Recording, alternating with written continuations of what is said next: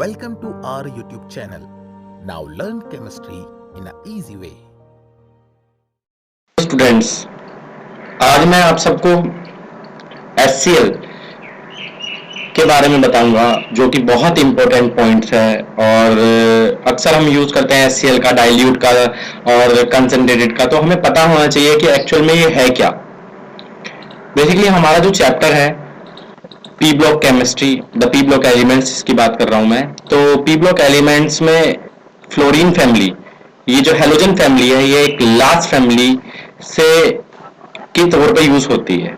लेकिन हुआ क्या कि जैसे जैसे मॉडर्न एरा में हुए, तो मॉडर्न एरा में फ्लोरीन फैमिली के अलावा हमने ये भी देखा कि जो एलिमेंट्स हमारे न्यूट्रल थे, जो कि रिएक्शन के लिए टेक पार्ट नहीं कर रहे थे, जिन्हें हम नोबल गैस बोल रहे थे, वे भी नोबल गैस रिएक्शन में टेक पार्ट कर रही थी। तो उन रिएक्शन में टेक पार्ट करने के बाद हमें यह पता लगा कि हमारे पास रिएक्टिविटी सीरीज में पी ब्लॉक में ये एलिमेंट ही नहीं, हमारे पास और भी एलिमेंट हैं जो कि रिएक्टिविटी सीरीज में आगे आ सकते हैं। तो हमें आज उन तक पहुंचना है कि हमें किस तरीके से 18 एलिमेंट के, जो ग्रुप 18 एलिमेंट है, जैसे ग्रुप 0 ही बोलते हैं, उनकी स्टडी भी करनी है। और उससे पहले जो हमें स्टडी करनी है वो इनकी करनी है, HCl की।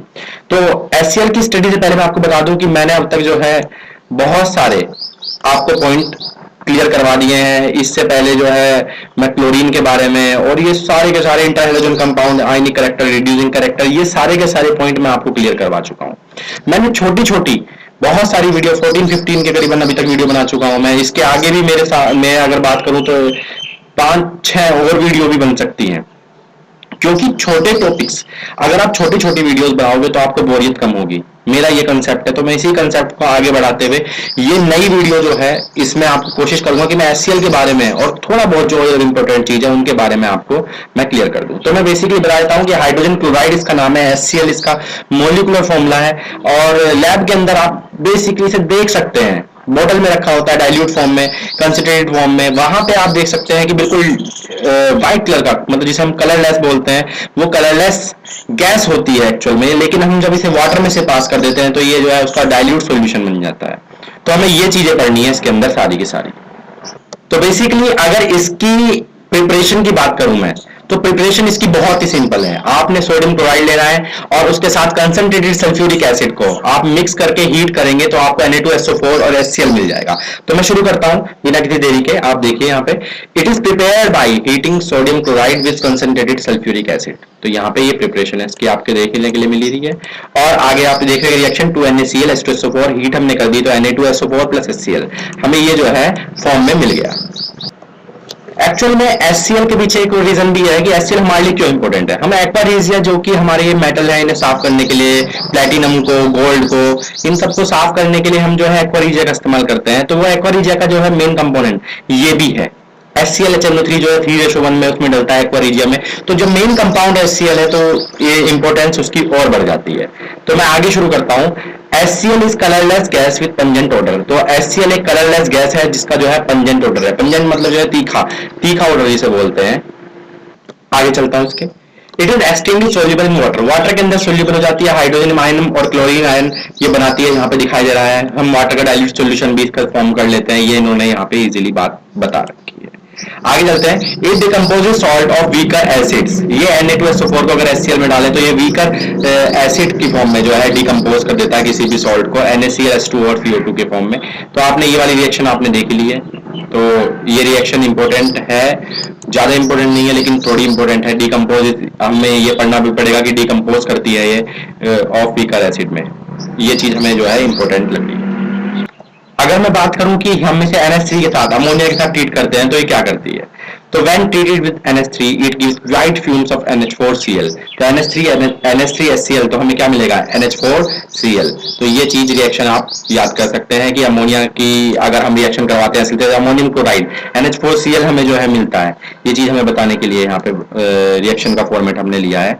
तो आगे मैं बता देता हूँ कि एक्वारीजिया की बात कर रहा है अगली लाइन में कि एक्वारीजिया क्या है और एक्वारीजिया से हम किस तरीके से हम जो है एक्वारीजिया का यूज करते हुए आगे हम इसमें बनाएंगे।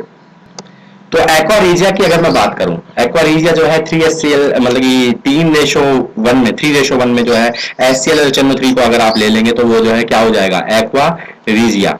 ये लिखा है यहाँ पे, जिसे रॉयल वाटर भी बोला जाता है generally, which is use to dissolve noble metals. जो नोबल मेटल्स हैं जो कि किसी के साथ रिएक्शन नहीं करते हैं, हमने उन्हें रिएक्टिविटी सीरीज में जो है बहुत डाउन में रखा हुआ है, तो उन डिसॉल्व करने के लिए उन्हें जो है हम क्या करते हैं, एक्वा रीजिया का यूज करते हैं। ये इन्होंने जो है EU की मतलब गोल्ड की जो है रिएक्शन दिखा रखी है SiO3 और HCl के साथ। तो ये रिएक्शन जो है अक्सर पूछी जाती है, पर छोटी क्लासेस में कंपटीशन में पूछी जाती है।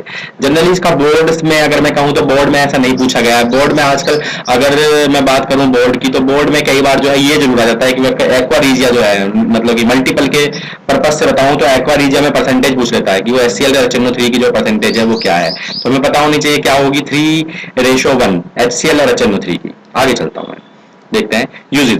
Hydrogen chloride is used in the medicine and the laboratory reagent. तो मेडिसिन में भी यूज होता है, लैबोरेटरी में भी एज ए रिएजेंट यूज होता है।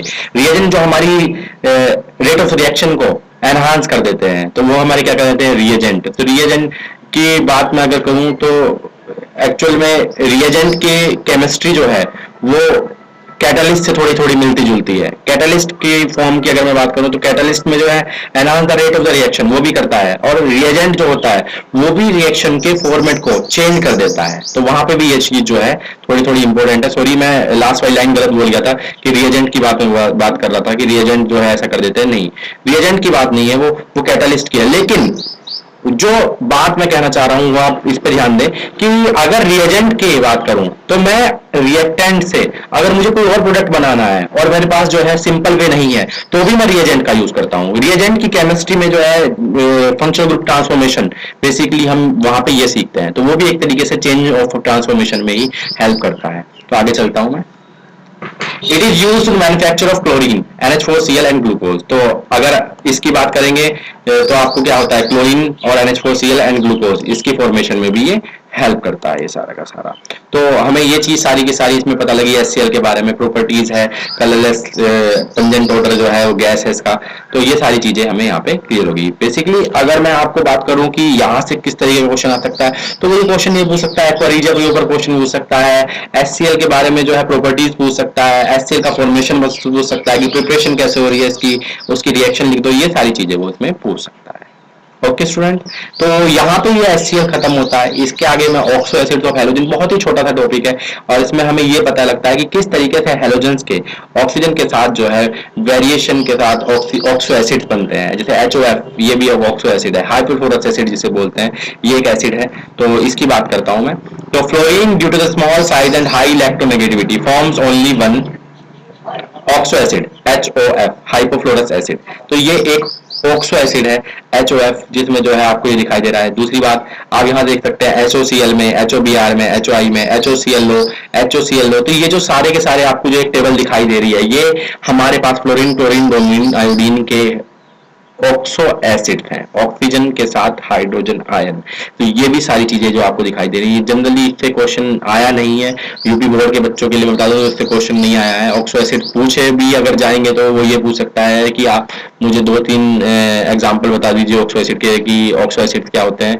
तो और फ्लोरीन जो है, ये चीज पॉइंट इंपोर्टेंट हो सकता है कि fluorine due to the small size and high electronegativity form only one oxo acid. ये पूछ सकता है कि why fluorine form only one oxo acid, ये पूछा जा सकता है। बहुत ही नॉर्मल क्वेश्चन है, इसमें कोई डाउट नहीं है कि पूछा नहीं जा सकता, पूछा जा सकता है बिल्कुल। और दूसरी बात कि हमें इंपोर्टेंट वो होता है कि जो लेस नंबर में बन रहा है, तो हमें लेस नंबर में क्या दिखाई दे रहा है, HOF, तो यहाँ पे लेस नंबर में हमें दिखाई दे रहा है वो बनता हुआ। तो हमें ये सारी चीजें यहाँ पे क्लियर करनी। तो स्टूडेंट्स, ये जो वीडियो मैंने बनाई है इसमें मैंने क्लोरीन और ये ऑक्सो एसिड ऑफ हेलोजन ये थोड़ा सा क्लियर करा है। और मैं आपको बता दूं कि इसके आगे ग्रुप 18 एलिमेंट शो होने वाला है, तो मैं कोशिश ये करूंगा कि 2 से 3 वीडियोस में मैं ग्रुप 18 के एलिमेंट्स की बारे में जो है सारा बता दूं। ग्रुप 18 की केमिस्ट्री बहुत ही लाजवाब है, पढ़ने में बहुत ही ज्यादा मजा आता है, क्योंकि ऐसी प्रॉपर्टी जो कहीं पे भी रिएक्शन नहीं दिखाती है वो यहाँ दिखा रही है। तो ऐसी प्रॉपर्टी बेसिकली मैं ये कहूंगा कि बहुत ही ज्यादा इंपॉर्टेंट हो जाती है ऑटोमेटिक। अगर मैं बात करूं, कोई कहीं रिएक्शन नहीं दिखा रहा और यहाँ पे दिखा रहा है, बहुत सारे जीनल के कंपाउंड बना देते हैं। और इसके स्ट्रक्चर यूपी बोर्ड और CBSE बोर्ड का, ICSE बोर्ड का फेवरेट की, और इनके जो है ग्रुप 18 के एलिमेंट्स के जो स्ट्रक्चर आते हैं कि भाई ये किसके साथ मिलकर कैसा स्ट्रक्चर बनाते हैं, XCO4 या XCF4, तो ये जो है सारे के सारे जो है किस तरीके से बनाते हैं स्ट्रक्चर, ये हमें मालूम होना चाहिए। तो थैंक यू फ्रेंड, इस वीडियो में इतना ही। अगर मैं आने वाली वीडियो में जो है ग्रुप 18 के एलिमेंट्स के बारे में आपको बताऊँ। Thank you.